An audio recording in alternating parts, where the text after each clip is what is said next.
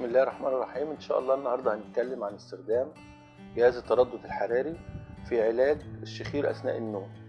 الشخير أثناء النوم لو كان سببه سقوط في سقف الحلق وتضخم في اللهاه وتضخم في اللوزتين، أو معاهم تضخم في غضاريف الأنف، بنستخدم جهاز التردد الحراري في علاجه عن طريق إن احنا بنكوي غضاريف الأنف السفلية، وبنرفع سقف الحلق عن طريق إن احنا بنكوي سقف الحلق، وبنستأصل جزء من اللهاه وبنكوي اللوزتين.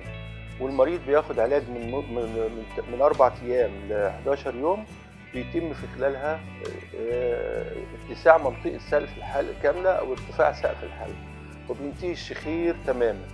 يعني جهاز التردد الحراري في عمل فعل السحر، لأن العملية دي الأول كنا بنعملها عن طريق الجراحة، كان العيان بياخد حوالي خياطة في سقف الحلق وفي اللوزتين أكتر من 50 غرزة.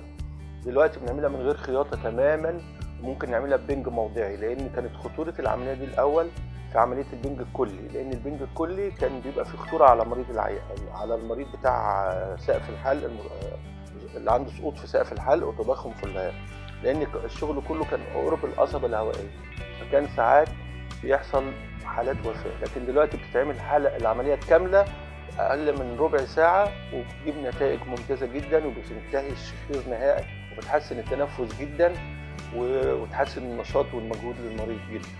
فطبعا أحسن وسيلة لعلاج الشخير أثناء النوم حاليا هو عن طريق التردد الحراري.